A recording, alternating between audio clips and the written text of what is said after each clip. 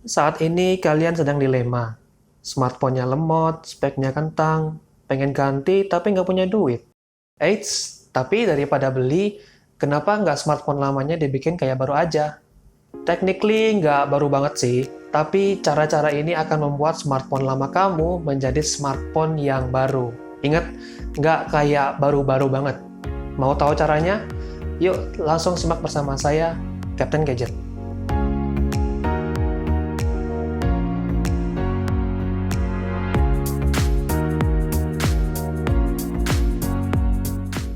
Cara yang pertama adalah membersihkan fisik HP. Nggak harus sering-sering banget sih, paling cukup sebulan sekali untuk dibersihkan. Tapi kalau penggunaannya sering, bisa kok sering-sering dibersihkan. Toh kalau dibersihin lebih banyak, bakal lebih bersih. Kalau saya sih bersihinnya pakai pembersih kamera, yang ada lap dan blowernya. Sekalian pakai itu karena juga untuk pembersihan kamera saya juga, yang dipakai buat syuting ini. Dimulai dari layarnya dulu, setelah itu bagian belakangnya. Dan juga kameranya jangan lupa dibersihkan ya, supaya bekas jari dan bekas lainnya itu jadi hilang. Selanjutnya cara yang kedua adalah menghapus cache. Cache ini secara berkala harus dibersihkan ya, setidaknya 2 minggu sekali. Biasanya aplikasi yang nimbun cache itu adalah aplikasi browser kayak Chrome, Edge, dan lain sebagainya. Dan juga aplikasi sosial media yang kaya akan video dan foto. Karena sejatinya cache itu adalah data sementara yang disimpan di smartphone supaya kalau kita buka aplikasi itu akan loading lebih cepat. Bahkan di saya itu sampai ratusan megabyte. Gede banget. So, secara berkala dihapus ya supaya nggak penuh dan bikin performanya lebih cepat. Menghapus cache ini juga mengurangi beban penyimpanan loh, jadi bakal lebih leluasa. Yang ketiga adalah memakai wallpaper default atau bawaan HP. Oke, ini sih memang nggak berpengaruh terhadap performa. Tapi kalau kita lihat dari sisi visual, itu kerasa kayak HP baru gitu kalau kita pasang wallpaper default. Coba deh pakai wallpaper bawaannya HP. Berasa kayak baru beli aja gitu feelingnya. Yang keempat adalah hapus aplikasi atau file-file yang tidak berguna. Dengan banyaknya file-file yang ada di smartphone, terus bertumpuk-tumpuk, bikin saya males sih sebenarnya untuk menghapus. To be honest, sebenarnya saya juga males untuk menghapus-hapus file-file yang banyak dan berserakan itu juga. Walaupun itu kebanyakan nggak penting sih, dan itu juga bikin saya malas untuk menghapus. Karena itu membutuhkan saya waktu ya beberapa jam sendiri itu, walaupun untuk menghapus karena auto sortir ini itu segala macam. Nah, untuk supaya nggak males untuk menghapus itu adalah kita hubungkan smartphone kita dengan komputer. Jadi nanti kita navigasinya di komputer. Misalkan kalian ingin menghapus file screenshot atau file lainnya. Kalian copy aja foldernya dan paste ke komputer. Sebenarnya cut juga bisa sih, tapi saya lebih milih copy daripada cut. Kenapa? Kalau cut itu takutnya file-file yang ada di smartphone ikut kepotong kalau misalkan gagal. Jadi nggak bisa di-backup. Sebuah tip dari saya, hati-hati untuk kalian kalau ngambil file-file yang ada di smartphone. Karena kalau kita nggak hati-hati, kita bisa aja ngambil folder system. Nanti kalau misalkan keambil terus kita cut untuk memperhemat waktu, nah nanti bisa bootloop atau mungkin ada masalah-masalah lain. Jadi harus hati-hati terhadap folder yang kalian ambil. Pastikan dulu isinya itu apa, kalau udah pasti, nah langsung kita copy ke komputer.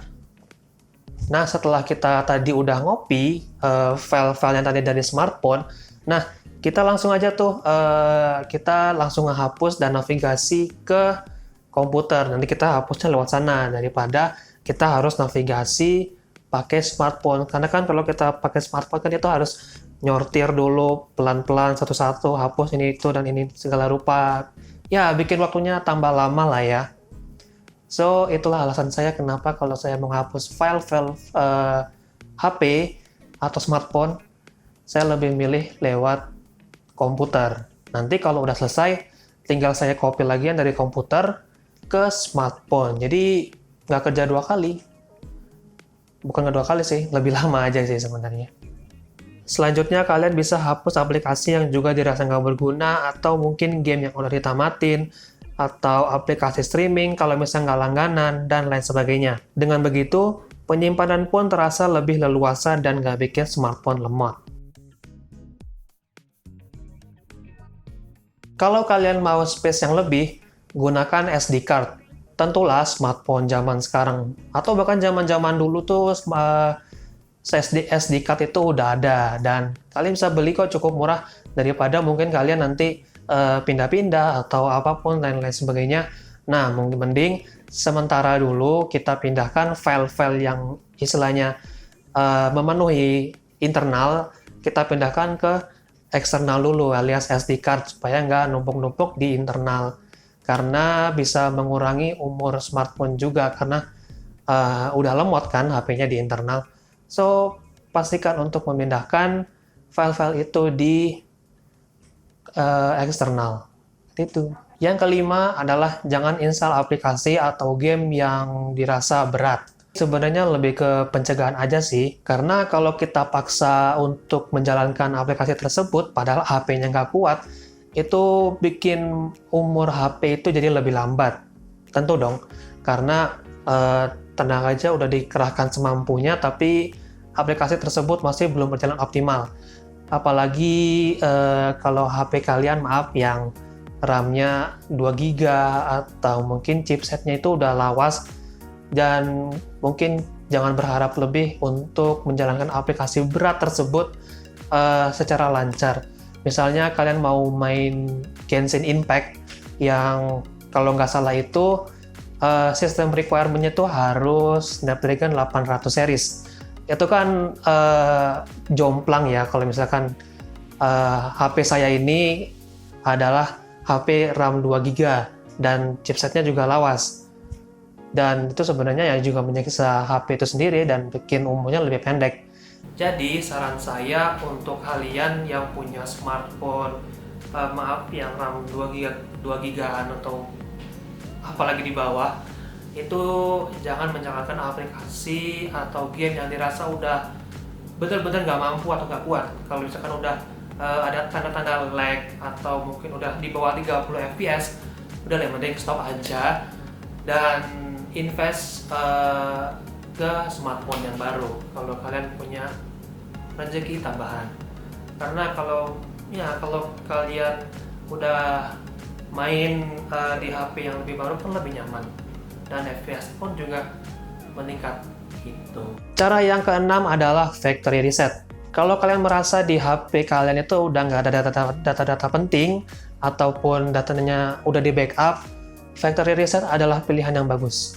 Factory reset ini akan menghapus seluruh konten-konten yang ada di HP kalian, entah itu chats, entah itu file-file yang berharga. Tapi ingat, harus di backup dulu. Kalau nggak di backup, ya it's your choice.